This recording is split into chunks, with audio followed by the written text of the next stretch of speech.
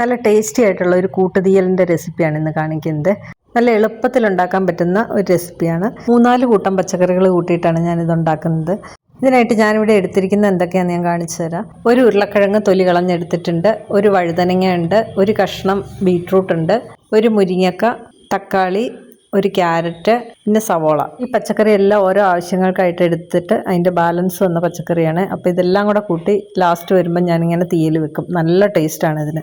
സാധാരണ നമ്മൾ തീയൽ വെക്കുമ്പോൾ തേങ്ങ നല്ല ചുമക്ക വറുത്തെടുത്തിട്ടല്ലേ വെക്കുന്നത്. ഇത് ഞാൻ അങ്ങനെയല്ല വെക്കുന്നത്. ആദ്യം തന്നെ ഈ സവോള ഒന്ന് ചെറുതായിട്ട് അരിഞ്ഞെടുക്കാം. മാക്സിമം കനം കുറച്ച് അരിഞ്ഞെടുക്കണേ. കനം കുറച്ച് അരിഞ്ഞു കഴിഞ്ഞാൽ വഴറ്റിയെടുക്കാൻ എളുപ്പമുണ്ടാകും. ഇപ്പോൾ ഈ അരിഞ്ഞെടുത്ത സവോള എല്ലാം കൂടെ ഞാൻ ഒരു മൺചട്ടിയിലേക്ക് ഇട്ടിട്ട് അല്പം വെളിച്ചെണ്ണയും കൂടെ ഒഴിച്ച് അടുപ്പിലേക്ക് വെക്കുകയാണ്. അപ്പോൾ ഇത് വരണ്ട് വരുന്ന സമയത്ത് നമുക്ക് മറ്റുള്ള കഷ്ണങ്ങളും കൂടെ അരിഞ്ഞെടുക്കാം. തീ കുറച്ച് അവിടെ ഇടാം. ഇടയ്ക്കൊന്ന് ഇളക്കി കൊടുത്താൽ മതി. ഇപ്പം ഞാൻ ഉരുളക്കിഴങ്ങും ക്യാരറ്റും മുരിങ്ങക്കായും കൂടെ അരിഞ്ഞെടുത്തിട്ടുണ്ട്. എല്ലാം നീളത്തിലാണ് അരിഞ്ഞിരിക്കുന്നത്. മുരിങ്ങക്കായ നടുക്കൂടെ കട്ട് ചെയ്യേണ്ട, സാമ്പാറിനകത്തൊക്കെ ഇടുന്ന പോലെ കട്ട് ചെയ്തിട്ടാൽ മതി. ഞാനിവിടെ എടുത്തിരിക്കുന്ന പോലെ എല്ലാ കഷ്ണങ്ങളും എടുക്കണം എന്നില്ല. നമ്മുടെ കയ്യിൽ മിച്ചം വരുന്ന കഷ്ണങ്ങളെല്ലാം കൂടെ കൂട്ടിയിട്ട് നമ്മൾ അവിയൽ വെക്കില്ലേ എന്ന് പറഞ്ഞ കൂട്ടാണ് ബാക്കി വന്ന കഷ്ണങ്ങളെല്ലാം കൂടെ ഇട്ട് തീയൽ വെക്കുന്നത്. ഇതിനകത്ത് തക്കാളിയും സവോളയും മാത്രം ഞാൻ ചെറുതായിട്ട് അരിഞ്ഞെടുക്കുന്നുണ്ട്.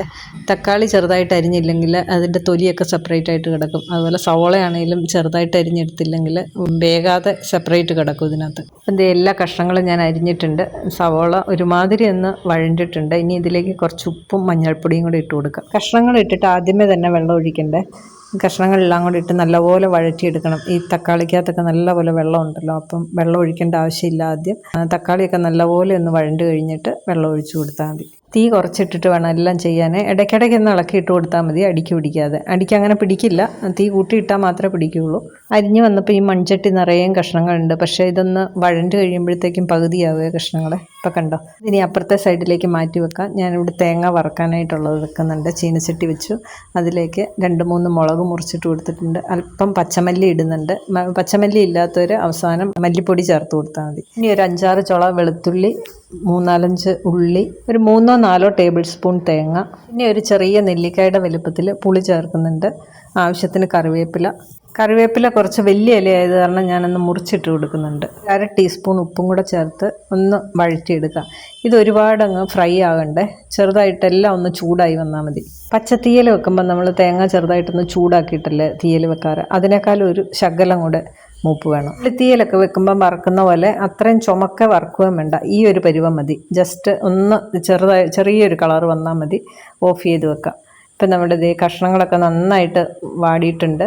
അപ്പോൾ ഇതിലേക്ക് ആവശ്യത്തിന് വെള്ളം ചേർത്ത് കൊടുക്കാം. തക്കാളി നന്നായിട്ട് ഉടഞ്ഞതിന് ശേഷം വെള്ളം ഒഴിക്കാവുള്ളൂ. ഇനി ഇതൊന്ന് മൂടി വെച്ച് വേവിക്കാം. ഇപ്പം തന്നെ പകുതി വെന്തിട്ടുണ്ട് കഷ്ണങ്ങളൊക്കെ. ഇനി മുരിങ്ങക്കായൊക്കെ അതിൻ്റെ ഉള്ളൊന്ന് വേകണമെങ്കിൽ അടച്ചു വെച്ച് കൊടുക്കണേ. അപ്പോൾ ഈ തേങ്ങ തണുത്തപ്പം ഞാനൊന്ന് അരച്ചെടുക്കുന്നുണ്ട്. ആദ്യം വെള്ളം ചേർക്കാതെ ഒന്ന് പൊടിച്ചെടുക്കുക. അത് കഴിഞ്ഞിട്ട് വേണം വെള്ളം ഒഴിച്ചു കൊടുക്കാൻ, എന്നാലേ നന്നായിട്ട് അരഞ്ഞു കിട്ടുള്ളൂ. ഇപ്പം ഞാൻ നല്ല മഷി പോലെ അരച്ചെടുത്തിട്ടുണ്ട്. നേരത്തെ ഒഴിച്ചു കൊടുത്ത വെള്ളമൊക്കെ വറ്റി കഷ്ണങ്ങളൊക്കെ വെന്തിട്ടുണ്ട്. ഇനി ഇതിലേക്ക് അരപ്പും കൂടെ ചേർത്ത് കൊടുക്കാം. മിക്സിയുടെ ജാറ് കഴുകി കുറച്ച് വെള്ളം കൂടെ ചേർക്കുന്നുണ്ട്. ഒരുപാട് ലൂസായിട്ടല്ല ഈ കറി ഇരിക്കുന്നത്, കുറച്ചൊന്ന് കുറുകിയിരിക്കണം. ബീട്രൂട്ടും തക്കാളി ഇട്ടുകൊണ്ടാണ് കറിക്ക് നല്ല കളറുള്ളത്. ഇതിലേക്ക് കുറച്ച് വെള്ളം കൂടെ ഞാൻ ചേർക്കുന്നുണ്ട്. നല്ല കട്ടിയാണ്. തിളച്ച് കഴിയുമ്പോഴത്തേക്കും കുറച്ചൊന്നിരുന്ന് കുറുകും. ഇപ്പം വെള്ളം പാകത്തിനായിട്ടുണ്ട്. നല്ലപോലെ ഒന്നിരുന്ന് തിളച്ച് കഴിയുമ്പോൾ നമുക്കൊന്ന് താളിച്ചും കൂടെ ഇടാം. കറി ഇപ്പം നന്നായിട്ട് തിളച്ചിട്ടുണ്ട്. ഇനി ഒരു പാനിലേക്ക് ഞാൻ അല്പം വെളിച്ചെണ്ണ ഒഴിച്ച് കൊടുക്കുന്നുണ്ട്.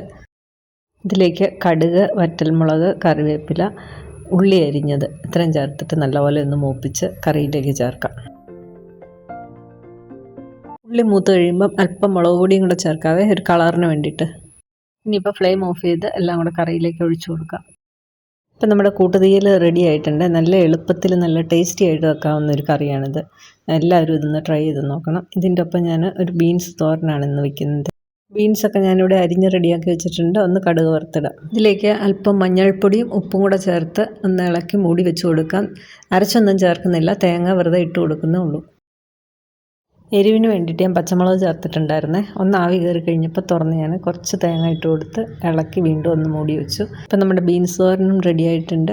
അപ്പോൾ ഇതിൻ്റെ പച്ചനിറം പോകാതെയാണ് ഞാൻ ഉണ്ടാക്കാറ്, ഒരുപാട് ഉണക്കാറില്ല. കറിക്കകത്ത് താളിച്ചിട്ടതിന് ശേഷം ഞാൻ ഇളക്കിയിട്ടുണ്ടായിരുന്നില്ല, അപ്പോൾ അതൊന്ന് ഇളക്കിയും കൂടെ കൊടുത്തു. ഇനി ഇന്നത്തെ ഞങ്ങളുടെ ഊണ് കാണിച്ചു തരാം. ഈ കൂട്ടുതീയലിൻ്റെ കൂടെ അല്പം തൈരും കൂടി ഉണ്ടെങ്കിൽ നല്ല ടേസ്റ്റാണ് ചോറുണ്ണാനായിട്ട്. എനിക്ക് തൈര് കൂട്ടാൻ വയ്യാത്തതുകൊണ്ട് ഞാൻ എടുക്കുന്നില്ല. നല്ല ഈസി ആയിട്ട് ഉണ്ടാക്കാൻ പറ്റുന്ന ഈ ഒരു തീയൽ നിങ്ങളും കൂടി ഉണ്ടാക്കി നോക്കിയിട്ടൊന്ന് അഭിപ്രായം പറയണേ. അപ്പോൾ ഈ ഒരു റെസിപ്പി ഇഷ്ടപ്പെട്ടിട്ടുണ്ടെങ്കിൽ വീഡിയോ ഒന്ന് ലൈക്കും ഷെയറും സബ്സ്ക്രൈബും കൂടെ ചെയ്യാൻ മറക്കല്ലേ. പുതിയൊരു റെസിപ്പിയുമായി വീണ്ടും കാണാം. താങ്ക്